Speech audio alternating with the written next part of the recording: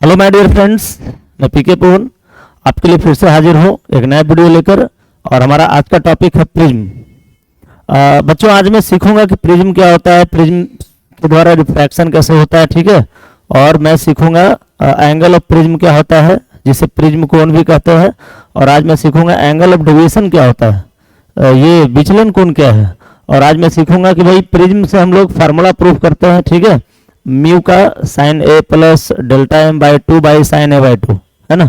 तो minimum deviation के case में प्रिज्म का क्या फार्मूला होता है, तो ये सारी बातें सीखना है तो इस वीडियो को लास्ट तक देखना पड़ेगा। और कोशिश करूंगा कि आपको एक एक कंसेप्ट को क्लियर कर दूं, है ना। आपका एक एक कंप्लीट कंसेप्ट मिल जाएगा, प्रिज्म का एक एक कंसेप्ट क्लियर हो जाएगा।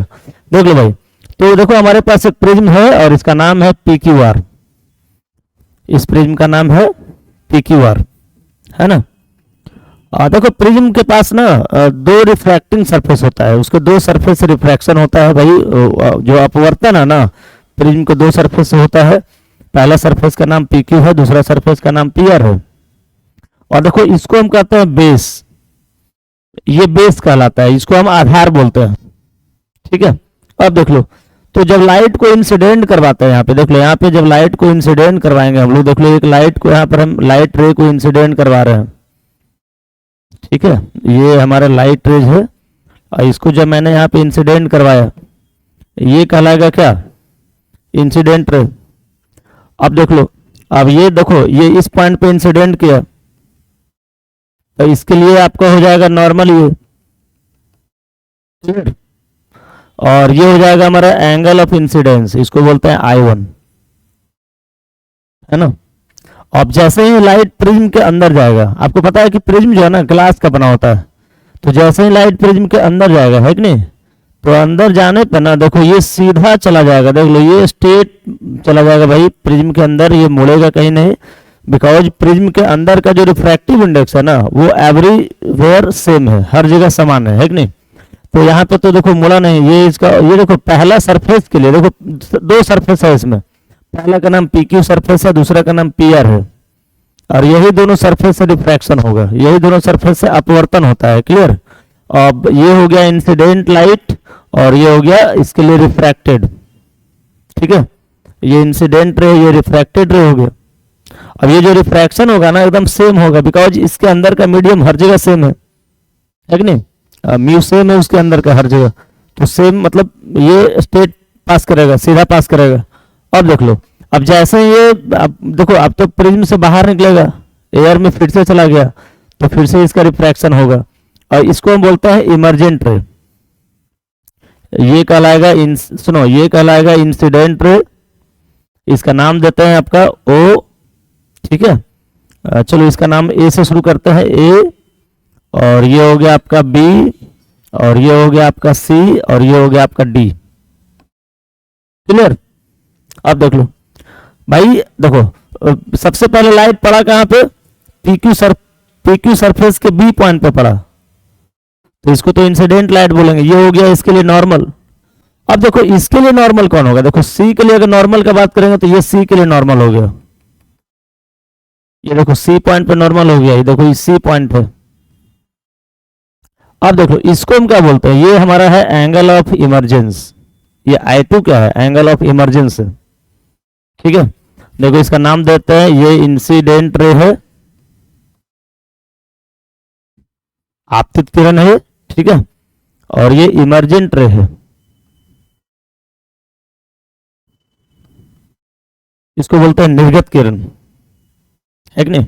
और ये इस सरफेस के लिए हो गया आपका रिफ्रैक्टेड रे, अपवर्तित किरण, और इस सरफेस के लिए इंसिडेंट रे। देखो इसका नाम देते हैं R1 और ये क्या है R2, क्लियर। सुनो, नॉर्मल और इंसिडेंट रे के बीच के एंगल को बोलते हैं एंगल ऑफ इंसिडेंस, और नॉर्मल और इमरजेंट रे के बीच के एंगल को बोलते हैं एंगल ऑफ इमरजेंस। ये I2 एंगल ऑफ इमरजेंस है, निर्गत कोण है, और ये I1 जो है ना एंगल ऑफ इंसिडेंस है, इसको हम बोलते हैं आपतन कोण, क्लियर।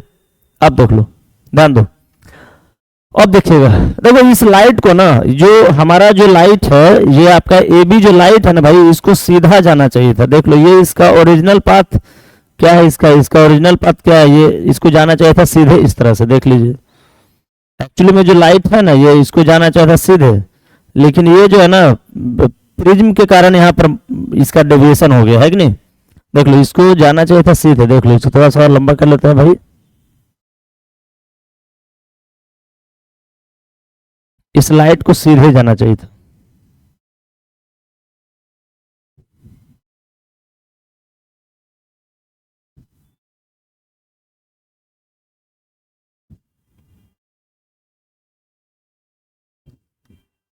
देख लो ये एक स्ट्रेट पाथ है, ठीक है, तो उसको जाना था सीधे। अब वो सीधे नहीं जाके आगे मुड़ जाता है बिकॉज इसका रिफ्रैक्शन हो गया। अब देख लीजिए जब इसको हम आगे बढ़ाते हैं ना, जब इस रेज को हम आगे बढ़ाते हैं, देखो इसको अगर आगे बढ़ाया जाए इधर पीछे की ओर अगर लाया जाए इसे, तो ये एंगल बनेगा, इसी को हम बोलते हैं एंगल ऑफ डेविएशन। ये डेल्टा क्या है, एंगल ऑफ डेविएशन है, ठीक है। उम्मीद करते हैं आपको फिगर समझ में आ रहा होगा सबको, है कि नहीं। ये फिगर ही मेन है, फिगर का कंसेप्ट अगर क्लियर हो गया तो बाकी चीज समझने में ज्यादा टाइम नहीं लगेगा, मेन फिगर ही होता है। ये हमारा सी पॉइंट है, देख लो इसका नाम देता है एन। अब देखो भाई, देखो यहाँ पर इंपॉर्टेंट क्या है, देख लो थोड़ा सा मैं फिगर को बड़ा करता हूँ, ठीक है। देख लो अगर ये एंगल हमारा I1 है भाई, ये एंगल हमारा अगर I1 है, ठीक है, तो ये पूरा एंगल भी I1 होना चाहिए। ये जो पूरा एंगल देख रहे हो ना, ये यहां से लेकर यहां तक का पूरा एंगल I1 होना चाहिए। बिकॉज देखो ये नॉर्मल है और ये आपका सरफेस है, तो नॉर्मल और सरफेस के बीच का देख लो, ये नॉर्मल है, ये इंसिडेंट रे है, तो इंसिडेंट रे को आगे बढ़ाएंगे तो देखो ये हो गया ओरिजिनल पाथ,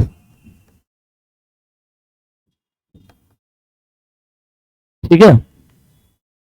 तो अगर अगर इस इंसिडेंट रे को आगे बढ़ाएंगे, है ना, तो ये इंसिडेंट रे और नॉर्मल के बीच का एंगल हो गया I1, तो ये एंगल भी I1 होना चाहिए। बट उसमें से एक एंगल हमको पता है R1, तो ये कितना हो जाएगा, ये एंगल हो जाएगा कितना, I1 माइनस R1। देख लो ये जो एंगल है ना ये हो जाएगा I1 माइनस R1।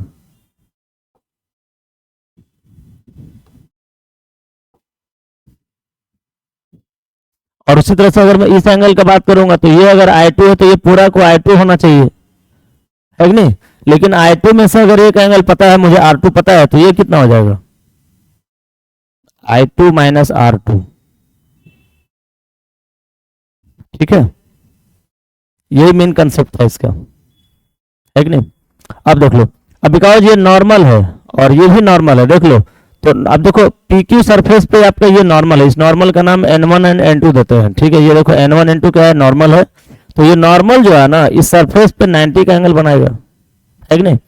और ये सरफेस इसके साथ ये नॉर्मल कितना एंगल बनाएगा, 90 का एंगल बनाएगा। और ये जो नॉर्मल है ना, ये नॉर्मल N2 अब इस सरफेस से कितना एंगल बनाएगा, 90 का एंगल बनाएगा, क्लियर। इस एंगल को हम क्या मानते हैं, देख लो ये हमारा कहलाएगा एंगल ऑफ प्रिज्म, ठीक है। चलो इसको ए डैश मान लेते हैं, इस एंगल को हम ए डैश मान लिए, है कि नहीं। ए डैश भी आपका इंसिडेंट रे था और इस सरफेस के लिए BC क्या है, रिफ्रैक्टेड रे, और आपका CD क्या है, इमर्जेंट रे, है कि नहीं।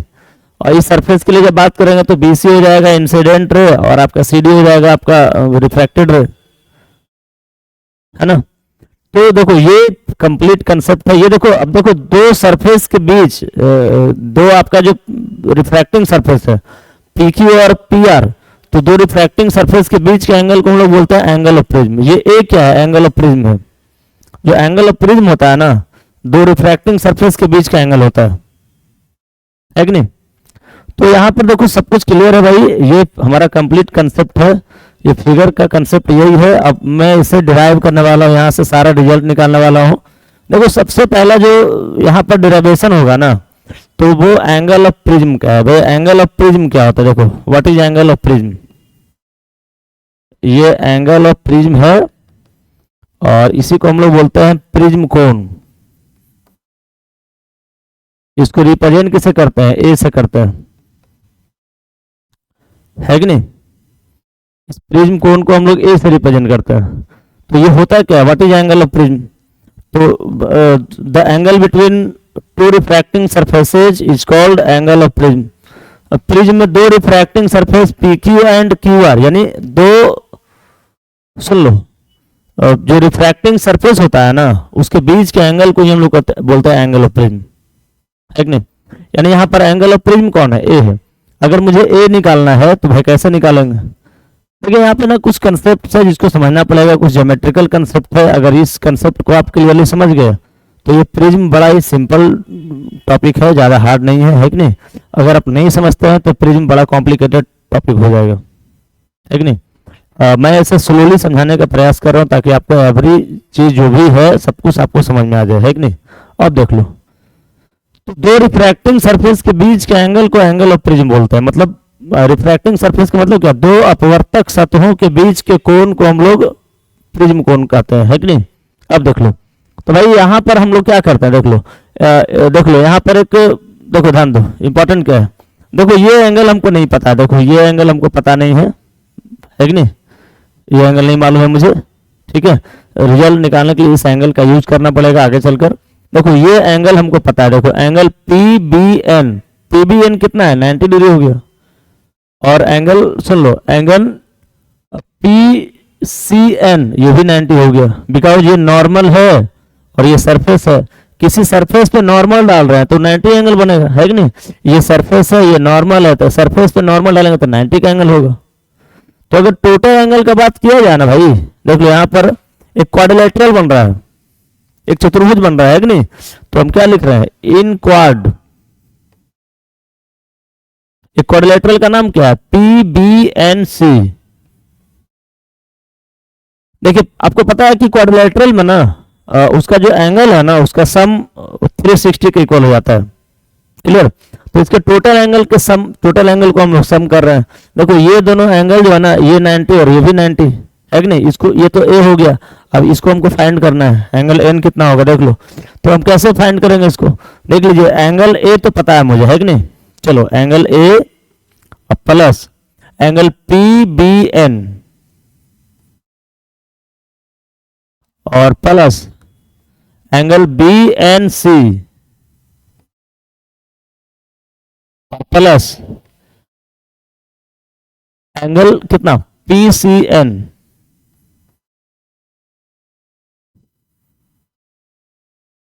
किसके इक्वल हो जाएगा, बट एंगल देखो, इसको डायरेक्टली एंगल ए मान ली, इसको हम लिख सकते हैं एंगल बीपी से लिख सकते हैं, कि नहीं। बट ये ए है तो इसको ए मान लीजिए। अब देख लो ये एंगल ए हो गया आपका, इसको हम ए भी लिख सकते हैं, ए प्लस एंगल पीबीएन कितना हो गया बताओ। एंगल पीबीएन का जब बात करेंगे ना तो एंगल पीबीएन जो है 90 के इक्वल है, देख लो ये एंगल पीबीएन है कि नहीं। तो वो 90 के इक्वल है, पीबीएन किसके इक्वल है, ये हो जाएगा आपका 90 प्लस एंगल बीएनसी मुझे नहीं पता है, एंगल बीएन से नहीं मालूम है कि नहीं, इसको हमको फाइंड करना है। और प्लस में कितना भाई, एंगल पीसीएन, देख लो ये एंगल पीसीएन है, तो एंगल पीसीएन कितना हो जाएगा, एंगल पीसीएन भी 90 के इक्वल है और ये हो जाएगा 360 के इक्वल पूरा, क्लियर।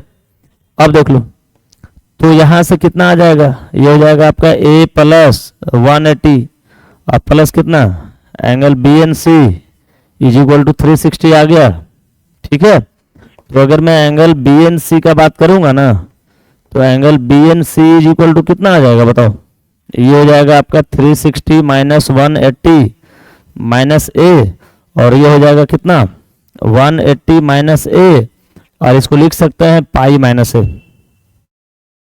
है कि नहीं। यानी एंगल जो बीएनसी है ना ये हो गया हमारा पाई माइनस ए, ये एंगल कितना हो गया पाई माइनस ए हो गया।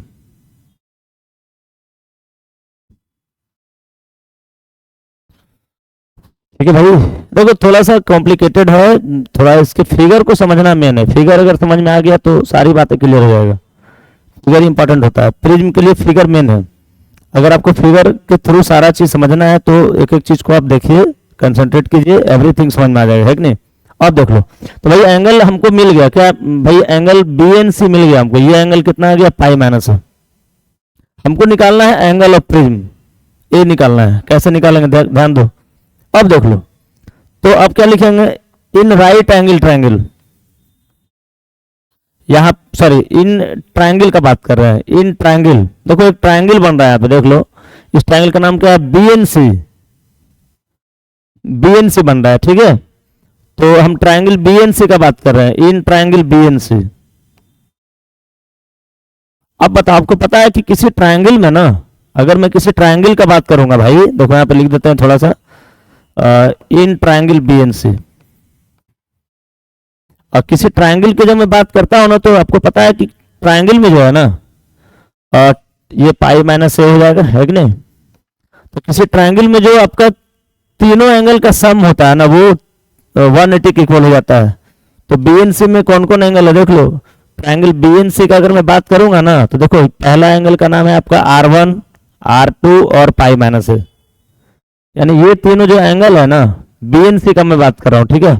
तो R1 plus R2 plus pi minus A किसके इक्वल हो जाएगा, पाई के इक्वल हो जाएगा, है कि नहीं। ये बिकॉज किसी ट्रायंगल में तीनों एंगल का सम 360 होता है, R1 प्लस R2 और क्या plus pi minus A is equal to कितना, पाई। किसी ट्रायंगल में तीनों एंगल का जो सम होता है वो पाई के इक्वल हो जाता है कि नहीं। अब देख लीजिए, पाई से पाई कैंसिल हो गया, यानी यहां से हमारा रिजल्ट आ गया, ठीक है।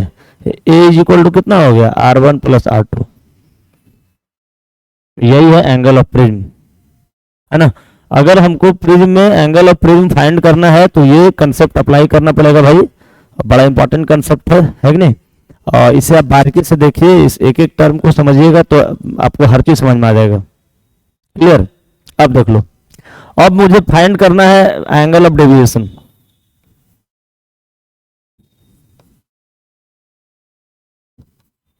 ये एंगल ऑफ डेविएशन क्या होता है, इसको हम बोलते हैं विचलन कोण,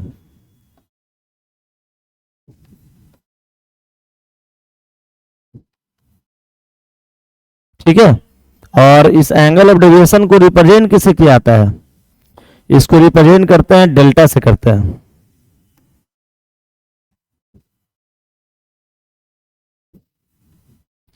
इसको डेल्टा से रिप्रेजेंट किया जाता है। अब ये एंगल ऑफ डेविएशन क्या है, देखो बाई फिगर हम इसे समझते हैं, बड़ा इंपॉर्टेंट कंसेप्ट है ये। एंगल ऑफ डेविएशन जो होता है ना, देखो यहाँ पर फिगर में समझना है सब कुछ। देखो ये हमारा क्या था, देखो ये ओरिजिनल पाथ था भाई, ये क्या था, ओरिजिनल पाथ था, ठीक है। मतलब लाइट को जाना चाहिए था सीधे, लेकिन यहां पर उसका रिफ्रैक्शन हो गया। और सुनो, रिफ्रैक्शन के बाद फिर से रिफ्रैक्शन हुआ, ये इसका 2 बार रिफ्रैक्शन हुआ। ये इमरजेंट है, मतलब जाना चाहिए था सीधे लेकिन चला गया इधर, निर्गत किरण की तरफ चला गया, है कि नहीं, समझिए। तो भाई अब बताओ, और इस डेविएटेड रे कौन हुआ, डेविएटेड तो यही हुआ, है कि नहीं। तो ये ओरिजिनल पाथ है, ये डेविएटेड रे है। तो डेविएशन और ओरिजिनल पाथ के बीच जो एंगल बनता है, ठीक है, इसको हम कह सकते हैं इंसिडेंट रे, यानी आपतित किरण और ये निर्गत किरण। तो आपतित किरण और निर्गत किरण के बीच के एंगल को, बीच के कोण को हम लोग बोलते हैं क्या, निर्गत कोण बोलते हैं, सॉरी विचलन कोण बोलते हैं, एंगल ऑफ डेविएशन बोलते हैं, ठीक है। In the angle between incident ray and emergent रे is called angle of deviation, ठीक है। इंसिडेंट रे और इमर्जेंट रे के बीच के एंगल को एंगल ऑफ डेविएशन कहा जाता है, यानी आपतन कोण और निर्गत, सॉरी आपतित किरण और निर्गत किरण के बीच के कोण को हम लोग बोलते हैं एंगल ऑफ डेविएशन।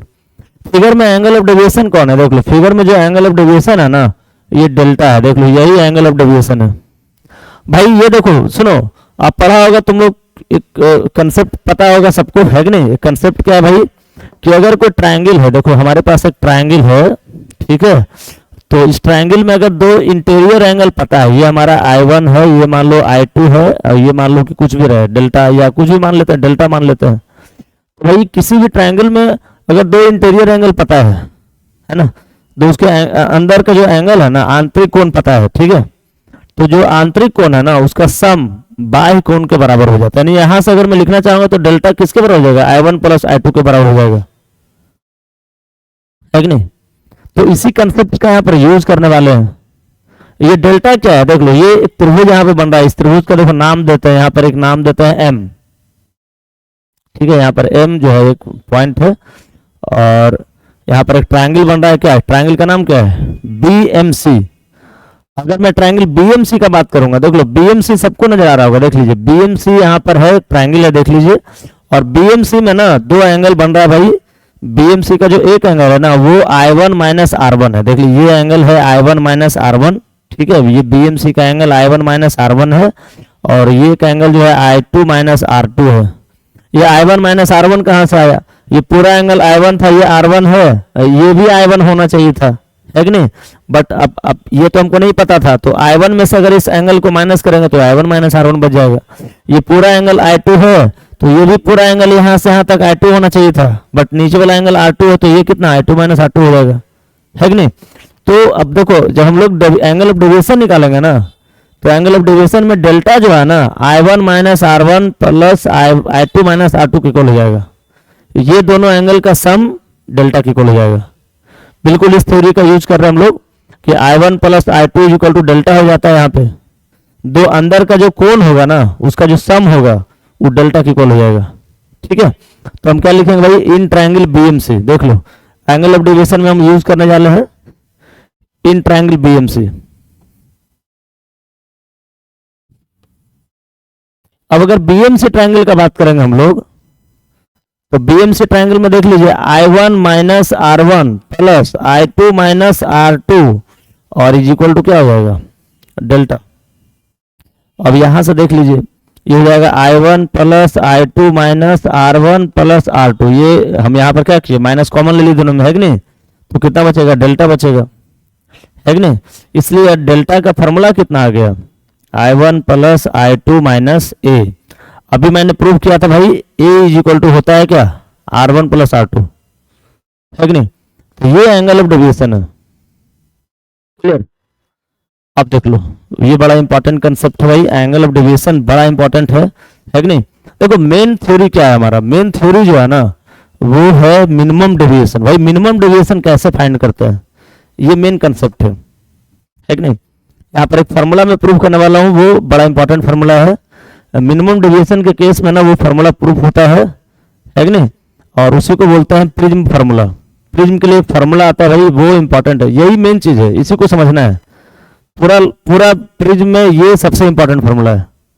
अगर आपको प्रिज्म फार्मूला समझ में नहीं आता है तो सब कुछ बेकार हो जाएगा। मैं कोशिश करूंगा ऐसे शॉर्टकट में समझाने का, मतलब इस तरह से कि आपको एवरी स्टूडेंट्स को समझ में आ जाए, है कि नहीं? अब देख लो, तो ये तो हो गया हमारा angle of prism R1 plus R2, और ये हो गया हमारा angle of deviation I1 plus I2 minus A, clear? अब देख लो, ध्यान दो, अब देखो हमको निकालना है प्रिज्म फार्मूला, ठीक है? ये है हमारा प्रिज्म फार्मूला।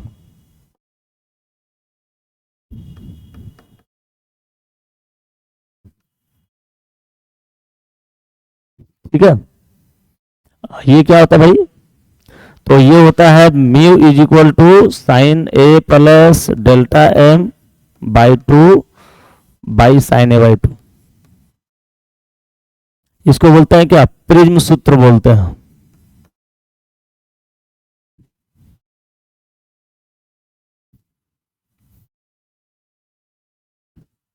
ये बोर्ड मॉडल क्वेश्चन है, बोर्ड के लिए बड़ा इंपॉर्टेंट क्वेश्चन है ना? बोर्ड में बार बार ये क्वेश्चन आता है भाई, 5 मार्क्स में आता है, ये 5 नंबर में ये क्वेश्चन बार बार आता है कि नहीं? अगर ये समझ में आ गया समझो कि मेरा 5 नंबर आ जाएगा। देखो यहाँ पर एक क्वेश्चन आता है,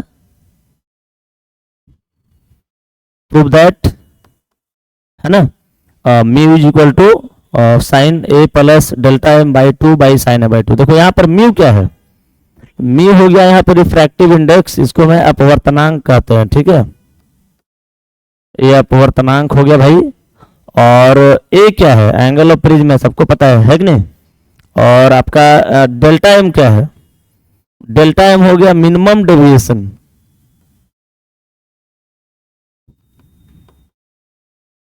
इसको बोलते हैं न्यूनतम विचलन।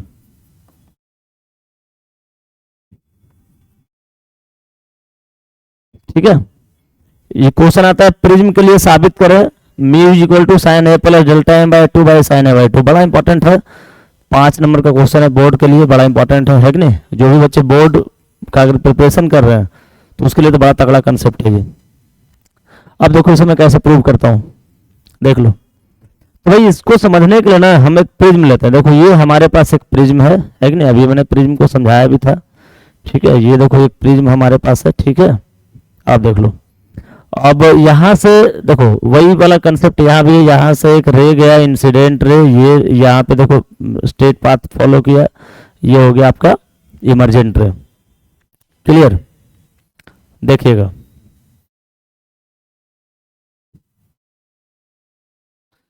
चलिए ध्यान दीजिएगा, अब देख लो, अब देख लो, ये जाना चाहिए था सीधे, है कि नहीं? ये कहलाएगा एंगल ऑफ डेविएशन डेल्टा। ये नॉर्मल था, ठीक है,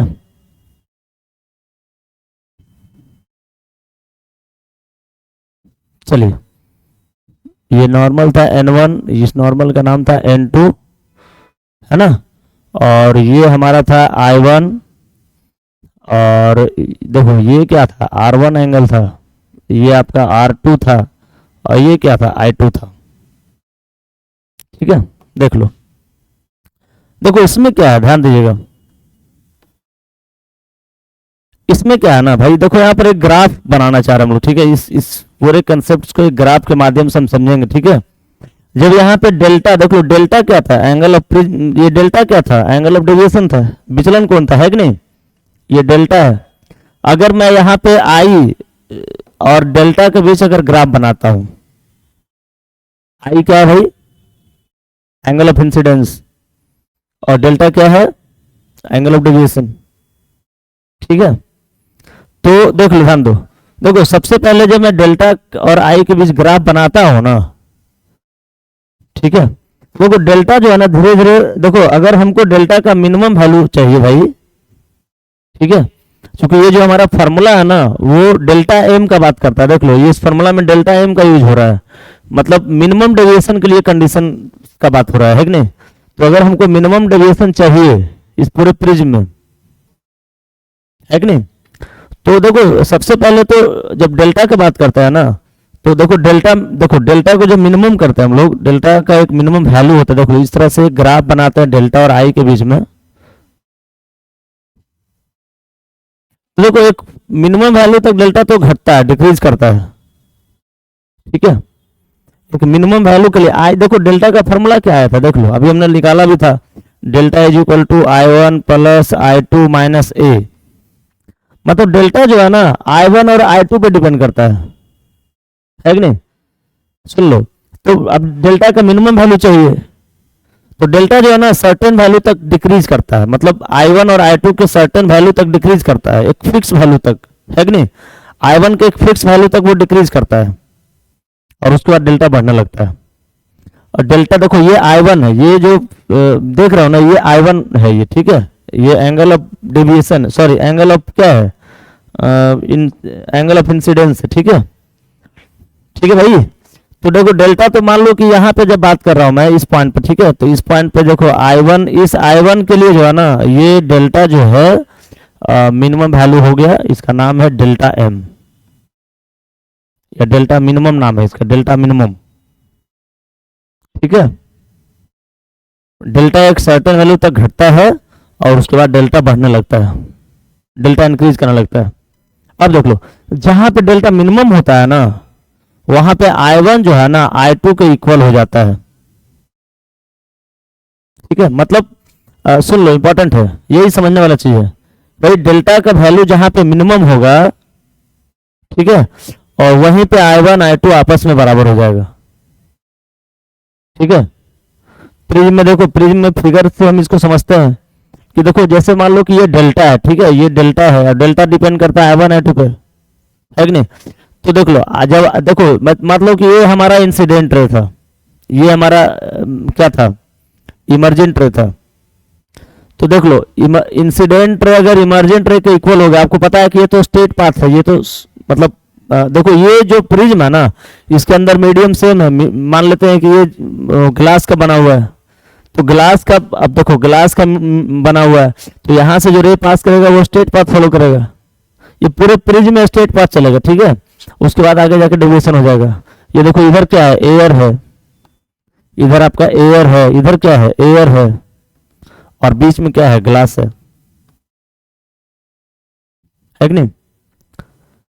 डेल्टा के मिनिमम वैल्यू के लिए I1 I2 के इक्वल हो गया।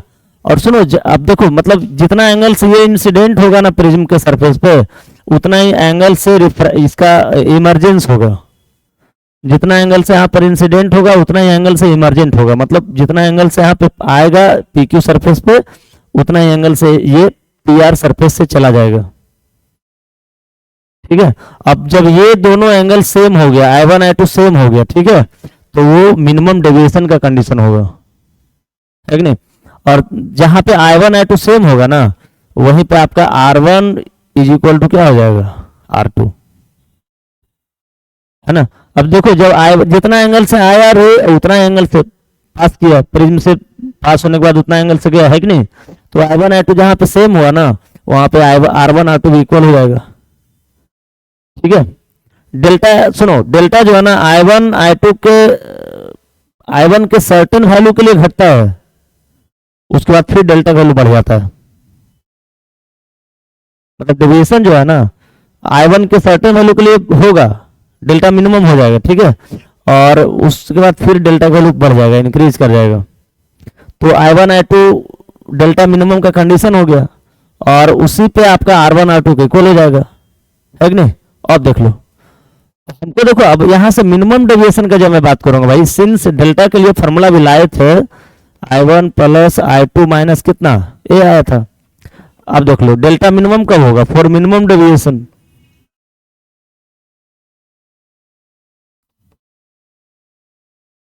अगर यहाँ पे मिनिमम डेविएशन का जब मैं बात करूंगा ना, है ना, न्यूनतम विचलन के लिए, देखो ये क्या है, न्यूनतम विचलन है।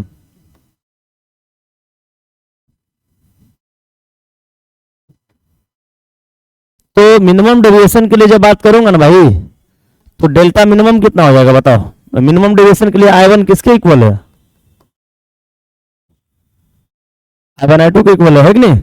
इसलिए डेल्टा मिनिमम का जब मैं बात करूंगा तो डेल्टा मिनिमम कितना हो जाएगा, I1 plus I2 minus A है ना। बट यहाँ पर देख रहे हो कि I1 जो है I2 के इक्वल है, दोनों आपस में सेम है, तो यहाँ पर I2 जगह I1 भी लिख सकते हैं, है कि नहीं। I1 I2 सेम है, तो जहां पे I2 था वहां पर I1 पुट कर दिए। अब यहां से कितना मिल गया हमको, 2I1 माइनस A, क्लियर। यानी यहां से डेल्टा मिनिमम कितना मिल गया, डेल्टा मिनिमम हो जाएगा कितना, 2I1 माइनस A। तो यहां से अगर मैं I1 निकालना चाहूंगा भाई, तो 2I1 कितना हो जाएगा बताओ। यहाँ पे 2I1 कितना हो जाएगा, 2I1 इज इक्वल टू हो जाएगा डेल्टा मिनिमम प्लस A, ठीक है। और इसलिए I1 कितना आएगा, तो डेल्टा मिनिमम प्लस A/2, ये हमारा I1 का कंडीशन हो गया, ठीक है। यहां से मुझे I1 मिल गया, है कि नहीं। अब देख लो, अब सिंस हम एक फार्मूला पढ़े हैं, ध्यान दो, R1 plus R2 is equal to A है, क्लियर। और मिनिमम डेविएशन के लिए R1 R2 के इक्वल है कि नहीं, दोनों आपस में सेम होता है। अभी हम बताए थे कि मिनिमम डेविएशन जहां पे होगा, जहां R1 इज इक्वल टू क्या हो जाएगा, R2 हो जाएगा। तो यहां से मैं बात करूंगा R1 plus R1 is equal to कितना, A। अब यहां से 2R1 कितना हो जाएगा, A। तो बाबू यहां से R1 कितना आ जाएगा बताओ, A/2। अब जब R1 A/2 हो गया, है कि नहीं, तो अब यहाँ पे R1 A/2 हो गया, तो R2 भी कितना हो जाएगा, R2 इज इक्वल टू कितना हो जाएगा, A माइनस A/2। तो ये A/2 आएगा, क्लियर। मतलब R1 का भी वैल्यू पता हो गया, R2 का वैल्यू पता हो गया, है कि नहीं। अब देखिए, अब देखो यूजिंग स्नेल्स लॉ, अब हम लोग स्नेल्स लॉ यूज कर रहे हैं भाई। स्नेल्स लॉ क्या कहता है भाई, देख लो। अब देखो यहाँ पर हम प्रिज्म एक दिखाए थे, एक प्रिज्म हमारा था, ठीक है। ये देखो प्रिज्म में इसका दो सरफेस था आपका PQ एंड PR, ये तो इसका बेस था, है कि नहीं। देखो जब यहां से जब इंसिडेंट रे पड़ेगा सरफेस पे PQ पे, तो जो रिफ्रैक्टेड रे होगा ना, ये इसके बेस के पैरेलल हो जाएगा। जो बेस इसका था, जो आपका QR इसका बेस था, है कि नहीं। तो जो आपका रिफ्रैक्टेड रहा ना, ये देखो इसका नाम क्या था, इसका नाम क्या दिए थे, BC या कुछ भी रहा। ये जो रिफ्रैक्टेड रे देख रहे हो ना, ये वाला देखो, इसको रेड कलर से दिखाते हैं। ये जो रिफ्रैक्टेड रे देख रहा हो ना, ये जब यहां से रिफ्रैक्शन होगा इसका, तो ये बेस के ही पैरेलल हो जाएगा, बिकॉज इसके अंदर का जो आपका म्यू है ना, एवरीवेयर सेम है, वो हर जगह आपका कंटिन्यूअसली बटा हुआ है वहां पर, ठीक है। क्लियर। अब देख लो, तो भाई आप बताओ, अब पीक्यू सरफेस पे हम लोग स्नेल्स लॉ यूज कर रहे हैं। पीक्यू सरफेस पे देख लो, ये पीक्यू सरफेस है, ठीक है। तो अब क्या लिखेंगे, using Snell's law at PQ surface. यहां पे देख लो, एट पीक्यू सरफेस। अब क्या कहता है स्नेल्स लॉ, मतलब पीक्यू सरफेस का मतलब क्या, पीक्यू सतह पर, है कि नहीं। स्नेल्स लॉ क्या कहता है, फार्मूला क्या होता है स्नेल्स लॉ का, mu is equal to sine I by sine R. तो वहां पे कितना हो जाएगा, sine I one by sine R one, है कि नहीं। अब sine R one by sine R one का वैल्यू कितना आ जाएगा, यहां से देख लो, ये कितना हो जाएगा, mu is equal to sine I one. Sine I one कितना आ चुका है, देख लो आई वन पहले ही हम ला चुके हैं भाई, फिगर में देख लो आई वन का वैल्यू आ चुका है delta M plus A by two. देख लो ये आई वन का वैल्यू है delta M plus A by two, और आर वन का वैल्यू भी आ चुका है। देख लो आर वन कितना है बताओ, आर वन का वैल्यू भी हम ला चुके हैं भाई। आर वन का वैल्यू किसके इक्वल है बताओ, जो आर वन का वैल्यू है ना वो ए बाई टू के इक्वल है, ठीक है। अब दोनों वैल्यू का यहाँ पर पुट कर रहे हैं, देख लो ये हो जाएगा साइन आई वन, तो कितना हो जाएगा delta M plus A by two, और बाई साइन आर वन है तो साइन ए बाई टू, ठीक है। ये हो जाएगा साइन, हाँ देख लो ये साइन डेल्टा एम, देखो डेल्टा एम को हम लोग डेल्टा मिनिमम भी लिख सकते हैं, डेल्टा एम जो है ना इसको डेल्टा मिनिमम भी लिख सकते हैं, बात दोनों एक ही है, ठीक है। डेल्टा मिनिमम लिखिए या डेल्टा एम लिखिए, बात दोनों सेम है। तो ये हमारा रिजल्ट हो गया, ठीक है। और this is the prism formula, clear. केवल प्रिज्म फार्मूला 5 नंबर का आता है एग्जाम में, ठीक है। और अगर रिफ्रैक्शन थ्रू प्रिज्म पूछ दिया, पहले वाला जो कंडीशन था, ठीक है ना, तो वो भी 2-2 नंबर में आ सकता है। मतलब पूरा प्रिज्म हमारे लिए इंपॉर्टेंट है, और अगले सेशन में हम लोग इसका क्वेश्चन करवाएंगे, न्यूमेरिकल्स करवाएंगे, ठीक है। पहले पूरा थ्योरी को कंप्लीट कर लो, अगर थ्योरी कंप्लीट हो गया ना तो फिर हम लोग पूरे न्यूमेरिकल्स को क्लियर करेंगे। प्रिज्म का जो भी न्यूमेरिकल्स होगा हम लोग इसको डिस्कशन करेंगे, ठीक है। मिलता है एक नए वीडियो के साथ, तब तक के लिए टेक केयर, बाय, थैंक्स।